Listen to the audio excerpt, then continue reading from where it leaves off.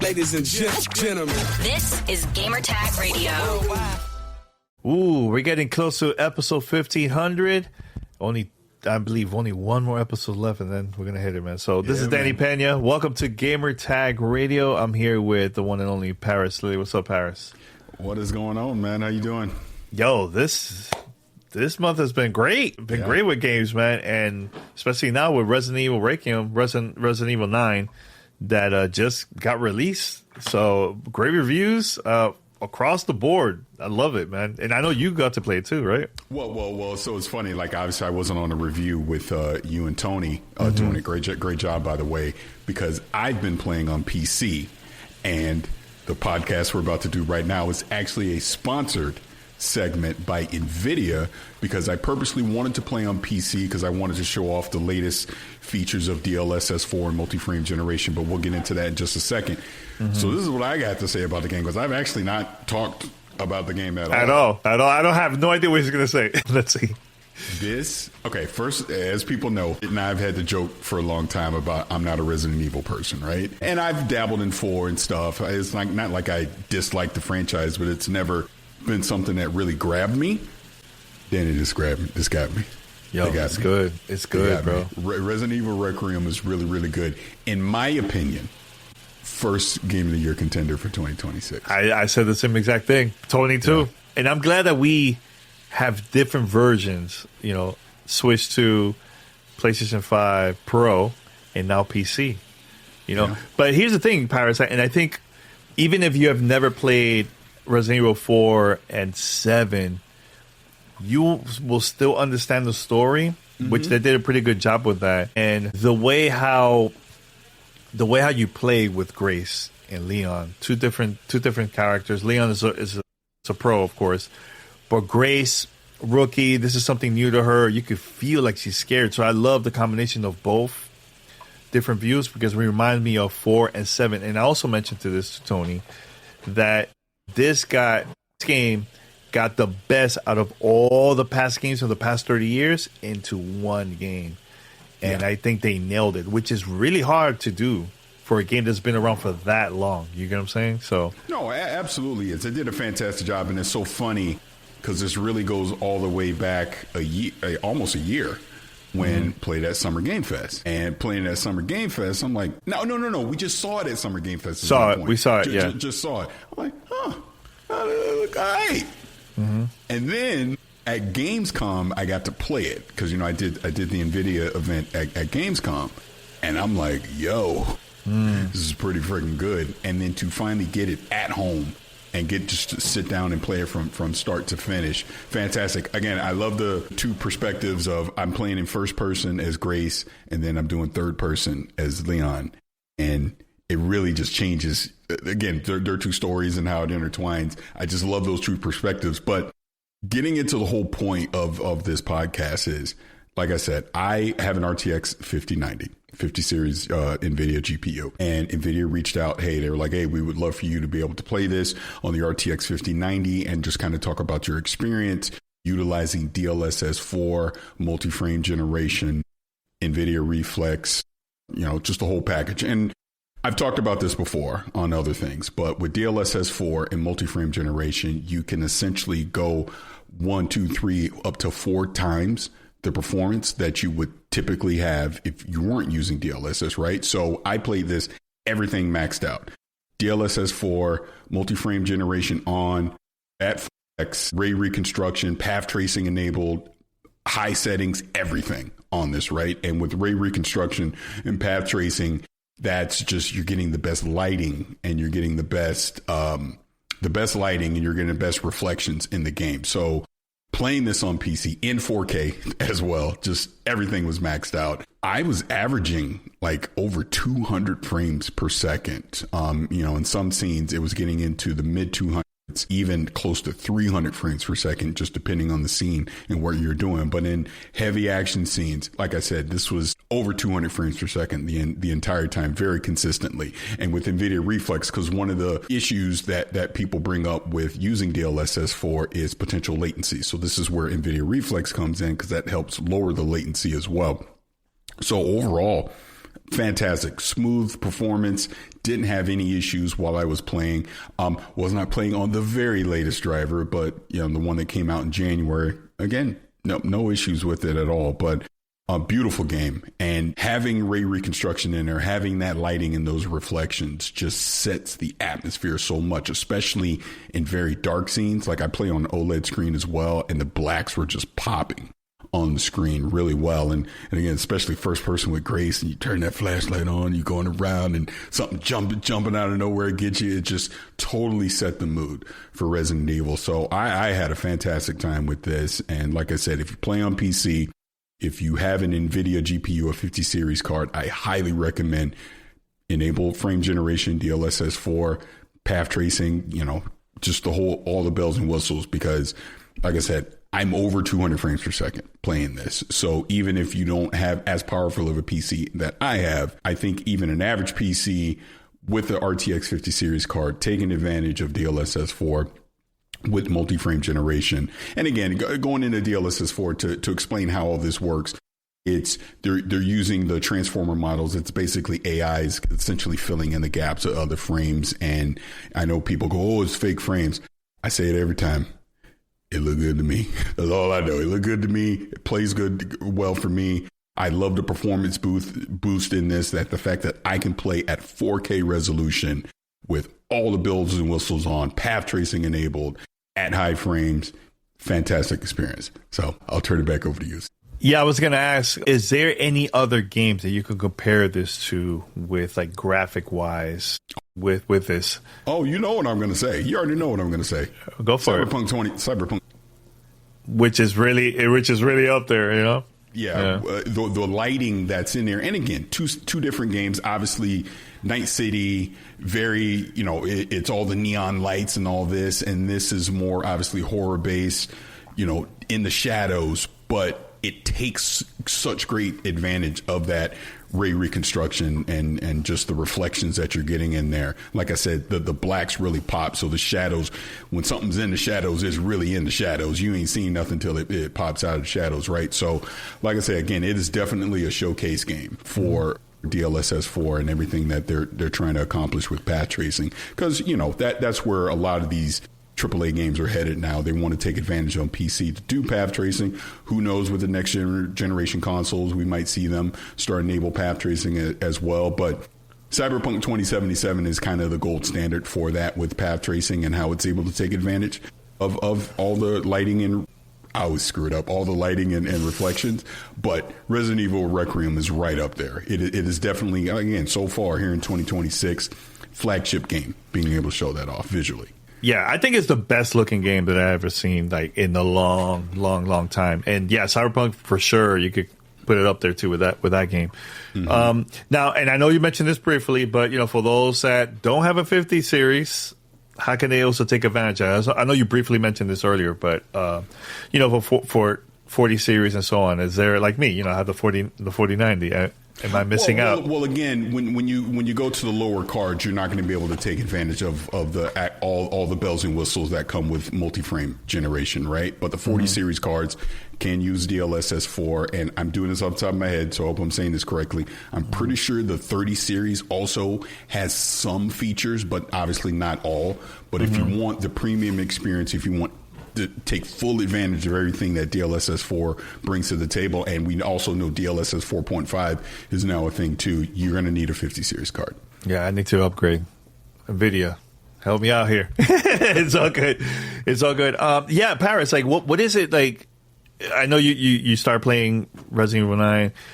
Your favorite way how to play? Do you like to play as is, third person, or first person for you while using this technology?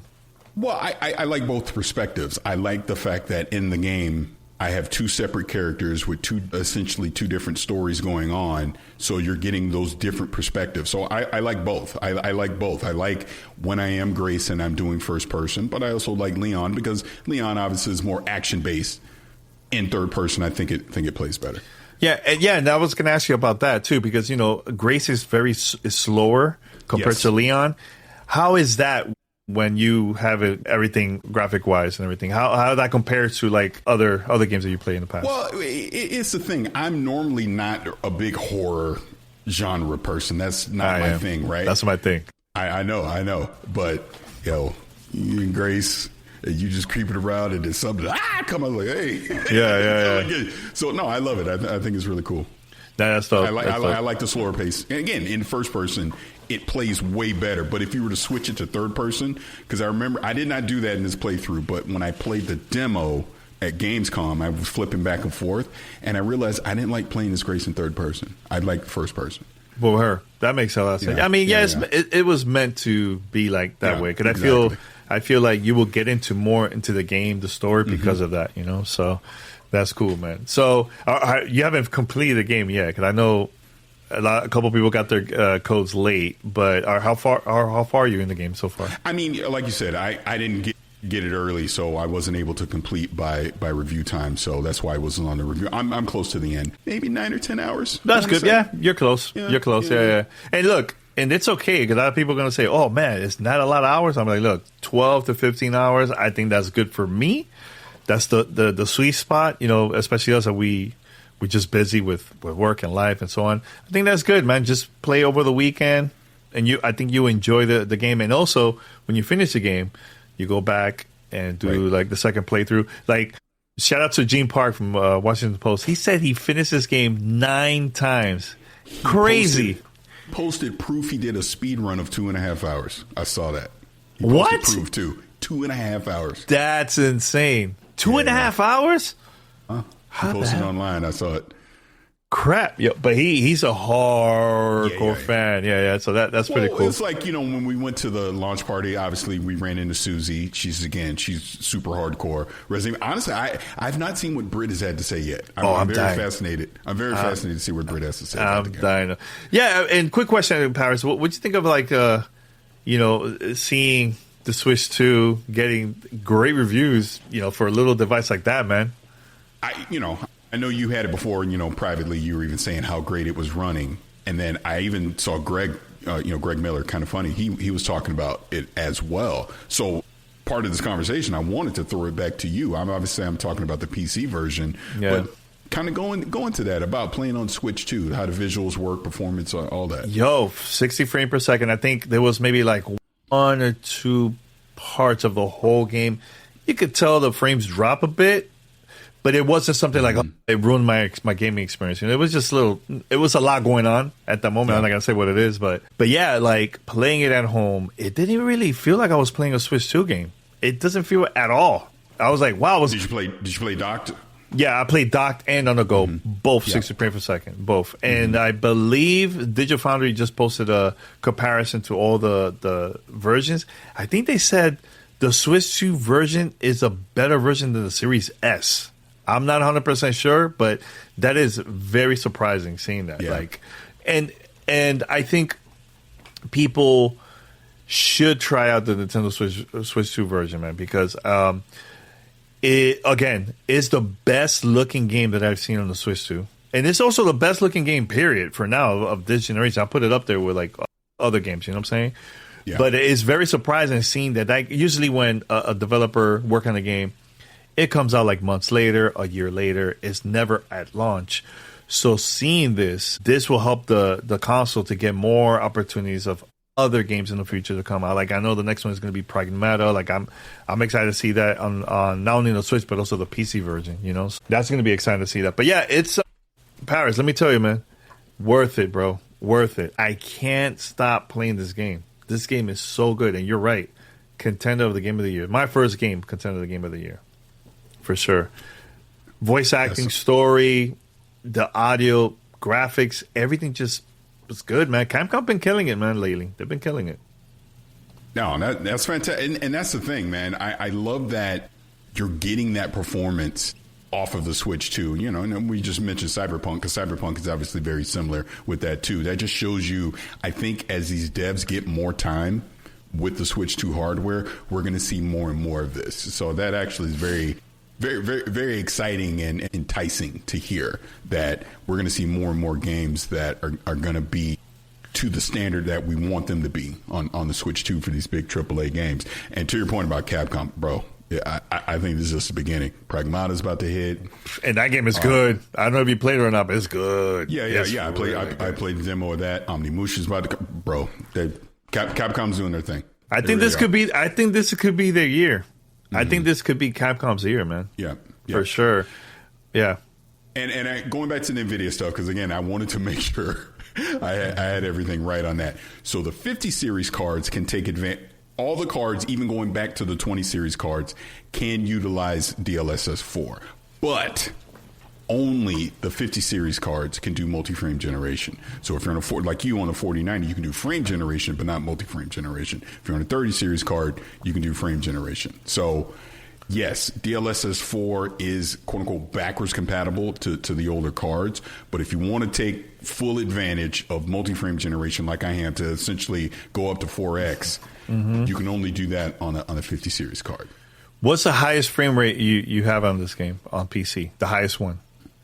Like I said, just playing this one, I noticed in certain scenes that were not super action oriented. Honestly, a lot of stuff with Grace, I was seeing it almost get up to 300 frames per second. Woof. And that's with at 4K path tracing enabled, the whole thing. That's a lot, yeah. And I have DLSS. I'm doing it in balance mode because you can go performance mode, quality mode, but I got it at balance mode, and that was the performance I'm seeing.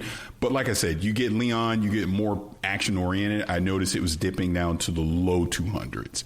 And typically, I'd probably say on average, I'd probably average around about 230 to 240 frames per second overall. Yeah, it's a lot. It's a lot faster playing with Leon, though. Again, I'm on an RTX 5090, so that is the flagship GPU on the market right now. So just so you can kind of get an idea of performance-wise what you're looking like for that. Now, and one last thing, Paris, for those that are not fans of horror games or Resident Evil, why should they check out this game? Because they're based on reviews and everything, I think this is actually a great entry into the series. For people that are not very familiar with Resident Evil, I think it does a good job of getting you into the story and having you understand that world and that universe. And you'll be like, well, who the hell is Leon? You get caught up as you're playing it. And I think something you said earlier makes a lot of sense in that this is almost like the culmination of 30 years of Resident Evil. That's how this feels to me.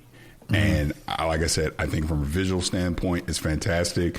I love the two different perspectives of more slow-paced survival horror and then more action-paced horror. You kind of get both sides of that, and it works. And they're not dragging it out to make it this 20, 30-hour story. You get it in, you know what's going on, you get the job, get out. Get out, so like I said, I'm probably around 10-ish hours. I'll probably finish this. Literally, after we finish recording this, I'll probably be about 11 hours or so. Mm-hmm. Now, I'm going to keep it real. When I first played this game, the first round, I wanted to keep it casual because I just want to focus on the story, just story. Mm-hmm. And there was a lot of things I missed out, right? So I finished the game. I'm doing my second playthrough. Now I'm playing normal, and you can select standard or a classic, something like that. So I'm playing that right now, and I think I'm like 20 hours in total now, like 20-something hours. Mm-hmm. Yeah, and hopefully, and this is not 100% sure, but I know there's a harder difficulty that you unlock to in that one that is really tough. It's called Insanity Mode. Woo! I heard nothing but crazy things about it. But see, that's the beauty of it. There's replayability here. And I would assume, did you, control-wise, I went with modern. And then I kept it like that, modern. Yeah. And that was fine. Puzzles, everything is in there. I think that one thing I do have to mention, I just love, there's a lot of bonus content in there too. There's like a behind the scenes video. There's a lot. And there's something at the end that I can't say that is really, really cool to read after you're done with the game. That's all I'll say. Like that unlocks. It's really, really cool. But yeah, there's so much content there. So much stuff to unlock in there, man. So yeah, this is good, man. Worth the money to get. Worth the money. No, absolutely. Completely agree. And, as we're wrapping this up, again, I do want to say this is a sponsored podcast by NVIDIA GeForce. So I do want to thank them for supporting Gamertag Radio and getting the opportunity to talk about the NVIDIA RTX 50 series cards and taking advantage of DLSS 4 and everything that comes along with that. Again, NVIDIA Reflex to reduce latency, ray reconstruction for better lighting and reflections in the game as well. And again, when you take advantage of multi-frame generation and you just are able to increase the performance that you're able to get, not only image quality with super resolution, but the performance as well. So like I said, something without DLSS might be running at 40, 50 frames per second. And now you're boosting it all the way up to something like 200 frames per second at 4K. At 4K. Settings, which is insane. So again, want to thank them for that opportunity. And also, I want us to thank Capcom for sending us codes early. You know, this is I know this was a really highly requested game to review. So thank them for also giving the opportunity to get the codes early, and also for inviting us to the Porsche Resident Evil event. I mentioned this. It was cool going over there. Two things. Dashi was there at the event, and I completely missed. I always wanted to talk to him. Bro, I saw he had the vid. I was like, oh my God. I would have talked to him. Heck yeah, I would have. Yeah, I was like, yeah, but next time, hopefully we could do that. But that's number one. Number two, we took a test of one of the cars. Was it the 911? Okay. I tweeted it and effed up. There was a Porsche 911 there. We didn't drive it. It was off to the side. We were in, and now I'm blanking on the name. It starts with a T or something like that. Because it's a different, okay. Because look, people was quick on social media. Well, actually, it's a like, hey, okay. This is for first time. So we took the ride. Paris went to the front. He's like, yo, I want to go to the front. I'm like, yo, go for it. You know, at first we thought we were all going to drive, and I'm like, yo, how are they going to do this with insurance? Because we haven't signed papers.